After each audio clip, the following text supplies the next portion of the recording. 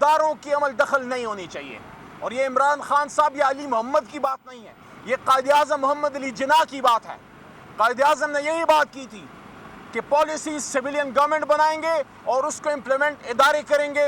Civil جو فیصلے ہیں وہ سول ادارے, اور جو ملٹری سے ریلیٹڈ پالیسیز ہیں وہ ملٹری ادارے امپلیمنٹ کریں گے. لیکن فیصلہ سازی, پالیسی میکنگ پارلیمان کرے گی, سول حکومت کرے گی. یہ ہمارا ایک اصولی اختلاف ہے. باقی آج 7 ستمبر بھی ہے, یوم فضائیہ ہے. ہم اپنے ان مجاہدین کے ساتھ بھی ہیں. جس طرح ایم عالم صاحب نے ایک ریکارڈ بنایا تھا اور دنیا کی تاریخ میں ایک ایسی مثال قائم کی جو شاید کبھی نہ ٹوٹے, اور جب بھی ٹوٹے گی پاکستانی مجاہدین جو پاکستان ایئر فورس سے تعلق رکھتے ہیں وہ کریں گے. تو عمران خان صاحب ہمیشہ ان ایشوز پہ مضبوط کھڑے رہے ہیں, لیکن جو ان کا اصولی موقف ہے وہ تو اپنی جگہ پہ موجود ہے کہ عمران خان صاحب کی جو رژیم چینج ہوئی حکومت, وہ جو پاکستان کی منتخب حکومت کو گھر بھیجا گیا, وہ جو سازش ہوئی یا اس کو مداخلت, جو بھی آپ نام کہیں, اگر وہ وقت عمران خان صاحب پورا کرتے, اب ایک آزاد الیکشن ہو چکا ہوتا, عوام اپنی مرضی منشا سے وہ فیصلہ کر چکے ہوتے, ملک میں عوام کی مینڈیٹ سے حکومت ہوتی, عوام ہم سے مطمئن ہوتی تو عمران خان صاحب کو ووٹ کرتی, نہیں ہو تو کسی اور کو کرتی. لیکن جو اس الیکشن میں ہوا ہے, جو ڈاکہ پڑا ہے, کل کے جلسے میں تحریک انصاف کی بنیادی مطالبوں میں سے ایک مطالبہ وہ تو اسیران بشمول عمران خان, بشمول شاہ محمود قریشی کی رہائی, لیکن ساتھ ساتھ ہمارے مینڈیٹ کی واپسی. اس سے بڑا ڈاکہ کیا ہو سکتا ہے؟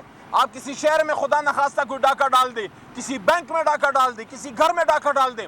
یہ تو 25 کروڑ عوام کے مینڈیٹ کا ڈاکہ, ہر آدمی کا ڈاکہ ہے. آپ جو مجھے سن رہے ہیں, کیا آپ پاکستانیوں کا یہ حق اقتدار نہیں ہے کہ آپ فیصلہ کریں کہ پاکستان میں حکومت کون کرے گا؟ یہ جو 8 فروری کو ہوا ہے, یہ کیا آپ پہ ڈاکہ نہیں ہے؟ یہ کیا آپ کے بچوں کے مستقبل پہ ڈاکہ نہیں ہے؟ تو کل ہمارا دوسرا بڑا مطالبہ ہے, پاکستان تحریک انصاف کو, عوام کو ان کا مینڈیٹ واپس کیا جائے.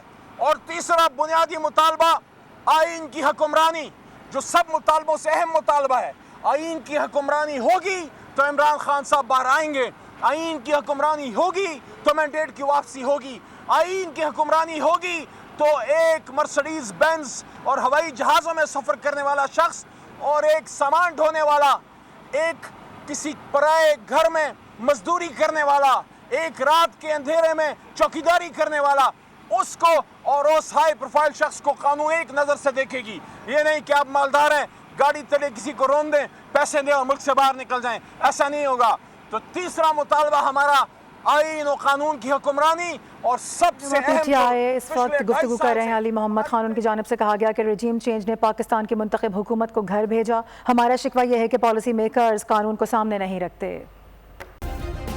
سبسکرائب کریں اور بیل دبائیں تاکہ کوئی خبر رہ نہ جائے.